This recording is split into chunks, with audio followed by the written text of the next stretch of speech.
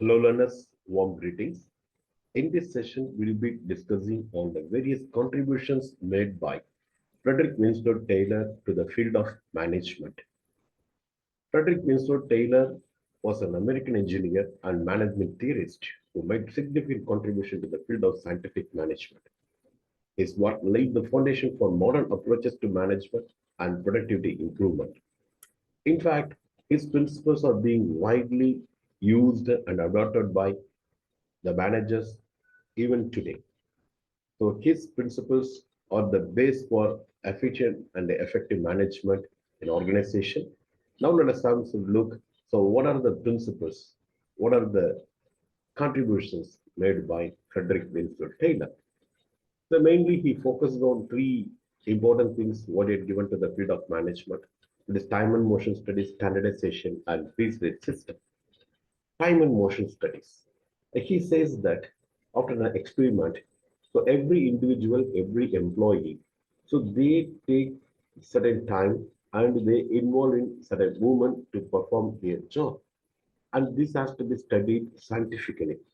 How much time they take to perform a job, how much of movement they are carrying out to perform the particular task. And that has to be studied properly, and the unnecessary wastage of time, unnecessary movement of the body, the physical body, okay, it has to be eliminated. That's what he is getting it. So manager should ensure that whatever the task is being given, particularly at the floor level, so that has to be assessed properly. So you should not allot time less than that. At the same time, you should not allot time more than that. So you have to optimally allocate time to perform particular job and should ensure that the worker performs within the particular stipulated time. So in by the way, they can save the time and they can optimally utilize the time and lead to the efficiency of the organization. And again, he also says that unnecessary movement of the limbs, unnecessary movement of the body should not be encouraged to perform particular tasks. So, what are the movements that are required? Only those movements can be made in the organization. So, in such a way, the organization ecosystem or the working conditions have to be made. So, this is the one thing it suggests that so the manager should carefully study the time and motion of the performance of the task, and accordingly they have to efficiently use these two things. And the second thing, what he has talked about, the standardization. So here, W. Taylor advocated for the standardization of tools, equipment, and process to ensure uniformity and efficiency in production. He says that in order to perform particular tasks, so the process must be standardized. It has to be sequentially, it has to be listed. Step one, step two, step three, step four. That's what. So whoever comes into that particular process, whoever carries the particular process, they have to stick out the particular steps. That's it. So beyond that, they should not go. Under that, they should not perform.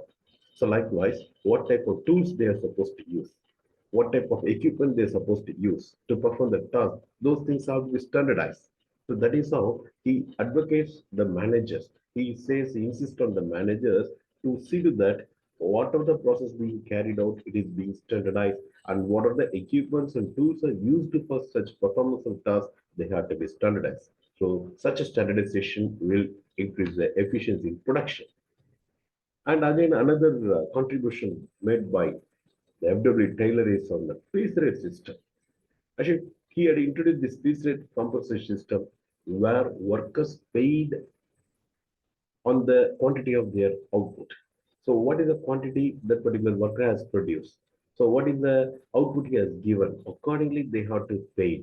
It is not that the salary is fixed, the wage is fixed, and he comes to the company, he performs everything, he goes back, but irrespective of the quantity, what he has produced, does I'm paying some fixed salary doesn't make any meaning out of it. That's what he insists.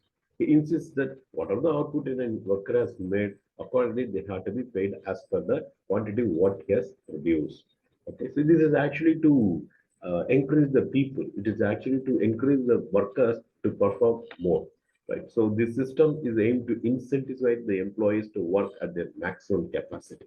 Right. So this is another contribution made by F.W. Taylor. Then further, he also made some more contributions like division of labor. So here, F.W. Taylor emphasized on breaking down the complex tasks into smaller so that it can be carried out more efficiently, it can be managed very easily. So that's one. So a bigger task has to be break down and the smaller components can be easily performed. This is how he says that. So the other benefit of such activity or such a practice is that so the workers become specialized in the specific task. So when they become specialized, especially in one particular task, normally it increases their efficiency and expertise. Right? So repeatedly they perform the particular job what is being assigned to them, and when they carry out it repeatedly, so definitely the expertise level goes up, and so that the efficiency also can be ensured. So this is yet another contribution made by the ability towards the management. And another contribution what he has made is that training and development. So here the Taylor believed in providing proper training and development to workers to ensure they had the skills and knowledge needed to perform their tasks efficiently. He says that if the workers are not trained, if the workers are undertrained, definitely if they don't have the enough knowledge or skill or expertise to perform that particular job, then it is not easy to get the best out of the workers. It is not best out of the employee. He insists on that. He advocates that the managers should closely work with the workers and try to identify the training needs. And we have to give a proper training or conduct a training and development program so that the workers become more efficient and could able to contribute better to the organization. This is yet another contribution made by the Frederick Taylor. And another important concept, what he has suggested, he has advocated is the functional foremanship. So Taylor has proposed this concept of functional foremanship, where supervisors are divided into two categories. One is production foreman, and another is a planning foreman. So production foreman or the supervisor are responsible for the quantity and quality of the work. So they always look into so whether whatever the planned output has been produced with the prescribed or specified quality. So the quality of what? The quantity of output, what has been produced, that is being responsible, that will be taken care by one set of people, one set of supervisor who are called as a production foreman. Whereas another set of people who are called as a planning foreman, and he says that they are responsible for detailed planning and instruction. So he says that the planning and instruction and the execution of the instruction planning cannot go hand in hand. Right. So though it is a relate with each other, but the same person who involves in planning, if he goes for execution means, so he says that definitely there is some, what can I say, so they may mismatching or sometimes they may fix as per their convenience. So he finds a lot of trouble in that. So that's why he advocates this particular functional foremanship concept where he makes the planning as a separate function and this quantity, the production as a separate function that cannot be carried out by one individual simultaneously. So this division of responsibility aim to improve supervision and support for workers. Okay, so this is a very important contribution made by FW Taylor to the management. And he also advocated another important contribution, that is differential rate system. FW Taylor introduced a wage differential system which rewarded high performing workers with a higher pay rates. The system was designed to motivate workers to exceed their established production standards. So normally the workers will be motivated to give the best and they like to give more output only when they are being rewarded properly. In the sense, if you are producing certain component beyond the task given to you, beyond the target given to you, so he says that they have to be the rewards or the incentives should be much more than the normal workers who get who is the people the people who are only work for the task that is given to them. So whenever people they get additional benefits, additional incentives, they will be motivated to perform better, and always they will try to exceed the established production standards in order to get the rewards. So FW Taylor has brought this differential piece rate system. This is yet another contribution made by FW Taylor. And FW Taylor also has insisted that People are the more important component for an organization, and selecting the people should be given more important. So that's why we have to have scientific approach in selection and placement of the worker. He says that scientific selection of workers based on the skills and abilities are much more important. It's not just like that filling a post. It's not just like adding the counts to the people, I mean, organization structure. So that should not be the case.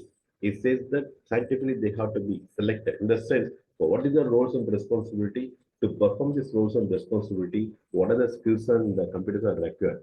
And we have to select the people who have such skills and competency. That is how you have to work, and that is how you have to select the people because he believes that placing the right person in the right job is always very crucial for maximizing the efficiency. So at the initial stage itself, before task performance, we have to ensure that the people who are supposed to perform the task are the right people. So that is what he insists that scientific selection and placement of the people to perform the task will add more value to the organization. And another or the last contribution, what Frederick Winslow Taylor has made it the cooperation between management and labor. Taylor emphasizes the importance of collaboration and cooperation between management and labor, management and workers. He believed that a harmonious relationship would benefit both parties by increasing productivity and improving working conditions. He says that they have to have a team spirit, the both the management and the workers, they have to have a trust among us. They have to have a bond, a collaborative feeling among them. Then only whatever the expectations of the management that can be fulfilled by the workers, and what are the expectations of workers that can be effectively looked after by the management. So when there's such a cooperation there, collaborative feeling is there, definitely carrying out the organizational task so as to accomplish the organized objectives will be much more easier.